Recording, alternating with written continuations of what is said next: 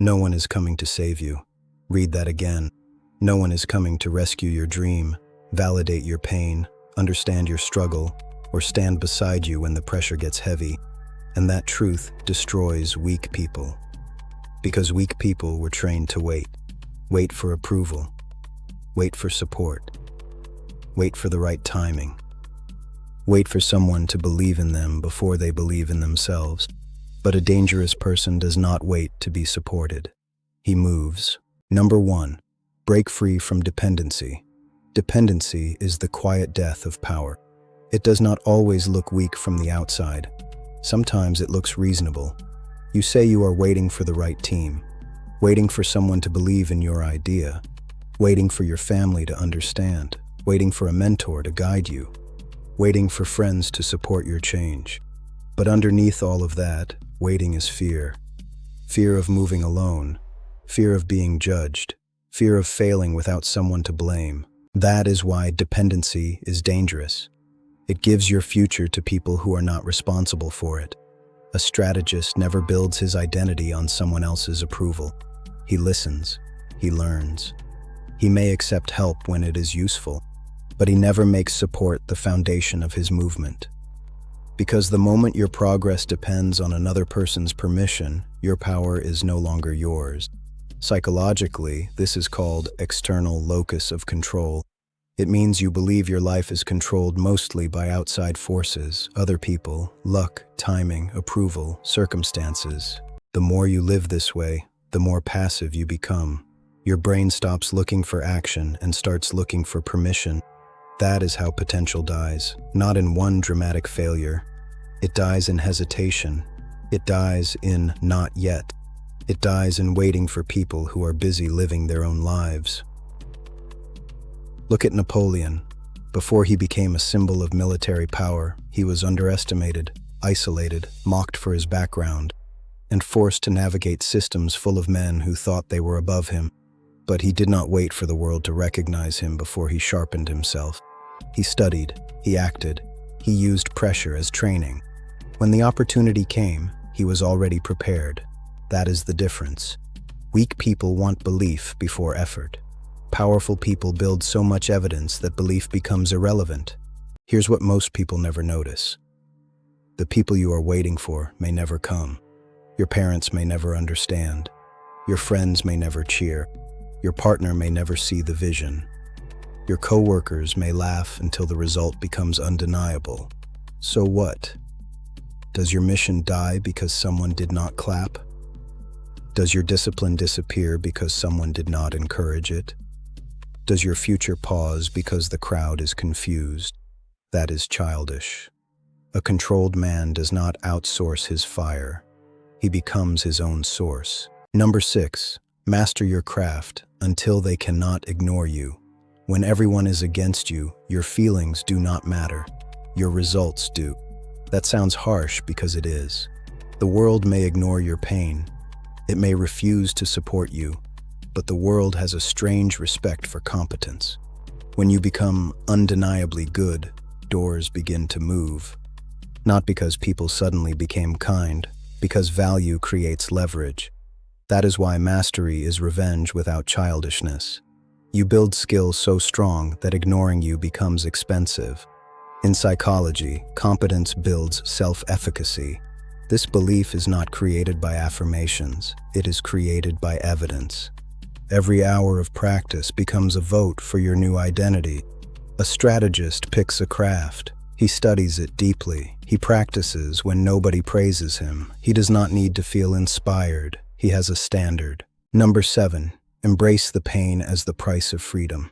Freedom is not comfortable. Stop romanticizing it. Everyone says they want freedom. Freedom from judgment. Freedom from dependence. Freedom from weakness. Freedom from the old life. But when freedom asks for pain, most people run back to the cage. Because the cage is familiar. The cage has people in it. The cage has excuses. The cage lets you blame the lock instead of your own fear. Real freedom means responsibility, and responsibility hurts. That pain is not a sign you are failing. It is a sign the old dependency is dying. The brain resists identity change because the familiar feels safe, even when it is destructive. You are not just changing habits, you are starving an old self. The old self wants comfort. You deny it. The old self wants validation. You deny it. The old self wants someone to blame. You deny it. The old self wants to quit when no one claps. You deny it. That denial is painful. Good. Number 2, understand the hidden trap of support. Support feels safe. That is why people run toward it. Emotional support, financial support, social support, a group, a network, a person who says, "I believe in you." It feels warm. It feels secure. It feels like progress.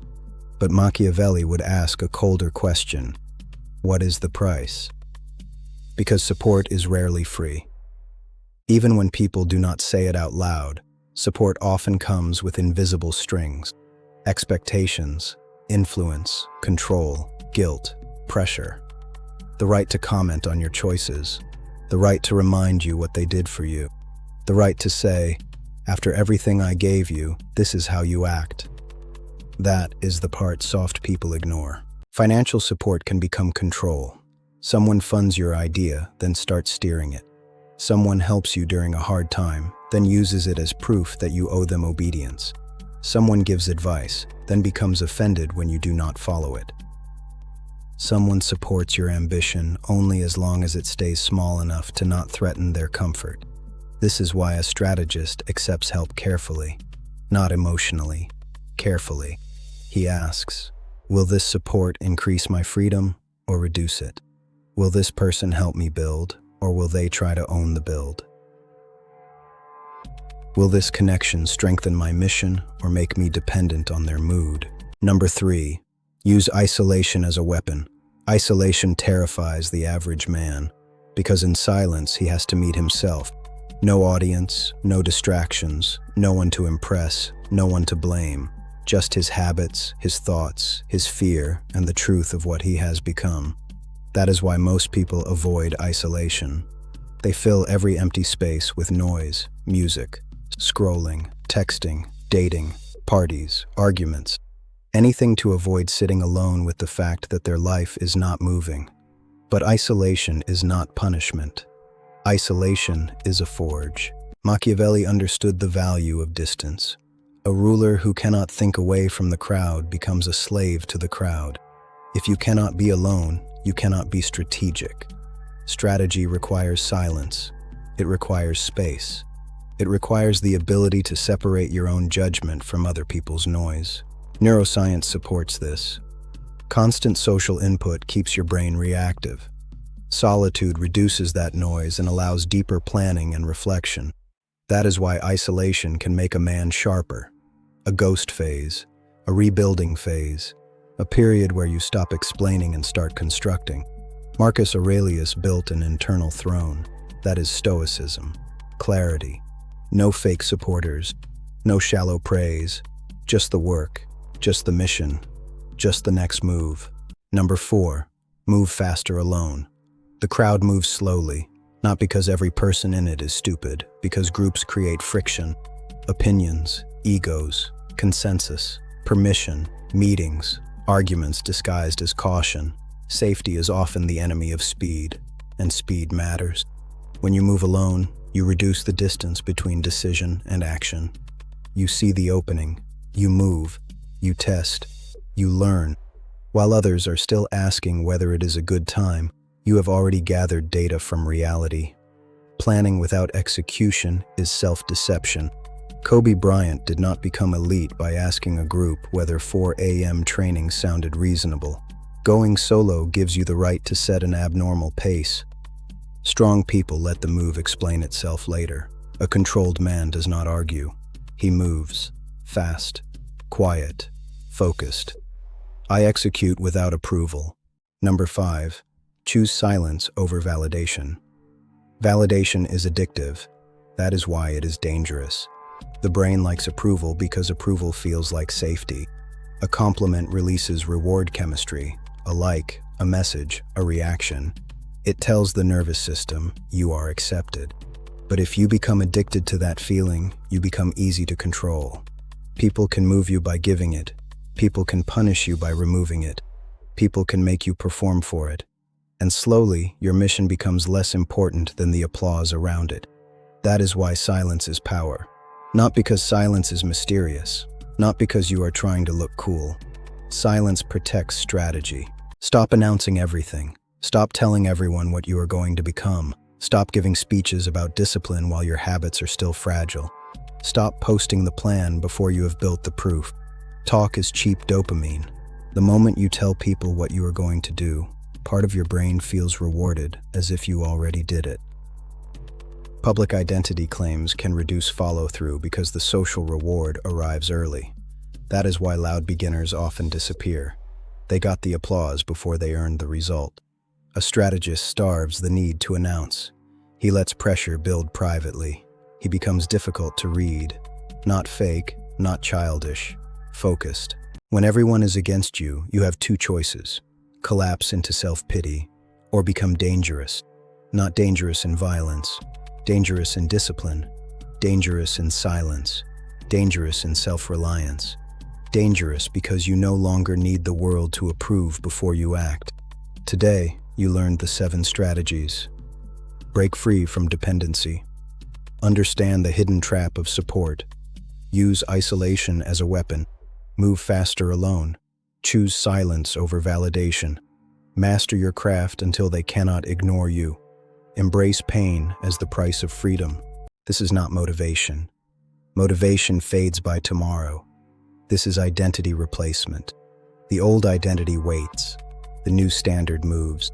The old identity begs. The new standard builds. The old identity explains. The new standard proves. The old identity needs support. The new standard becomes support for itself. So now the decision is yours. You can keep waiting for someone to believe in you, or you can become the kind of person who no longer needs belief to begin. You can keep explaining your pain, or you can turn that pain into proof. You can keep asking why nobody supports you, or you can use the silence to build something they cannot deny. Like this video if you are done waiting for permission. Subscribe for more videos on Machiavelli Mindset, power, and identity transformation. Share this with someone who keeps waiting. And drop this final affirmation in the comments. I move without permission. Remember this: the world does not need your excuses. It needs your results.